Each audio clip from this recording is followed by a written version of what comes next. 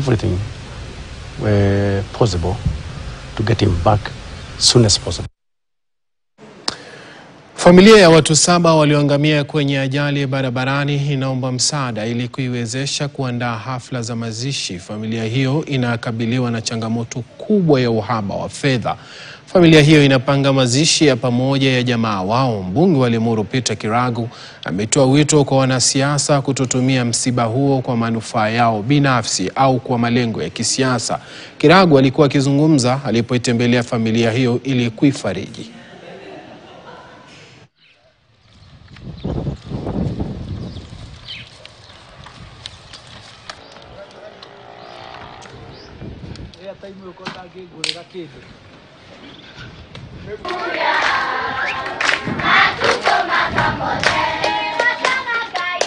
Mimi ni mfanyikazi hapa kwa Muturi. Hii family imetuacha.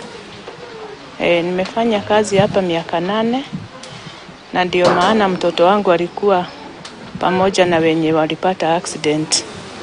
Juu watoto wa Muturi walikuwa wameniomba waende na mtoto wangu watarudi na yeye jioni.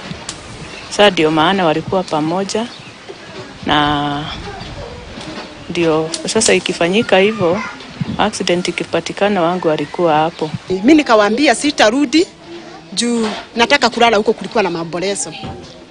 Lakini huyu brother yangu akanisihi sana twende. Lakini nikamwambia mimi sitaenda. Ule my brother mkubwa wetu akaniambia nisijaribu kuingia kwa hiyo gari na nisiende. Hapo ndio niliokolewa, hata mimi ningekuwa kwa hiyo gari.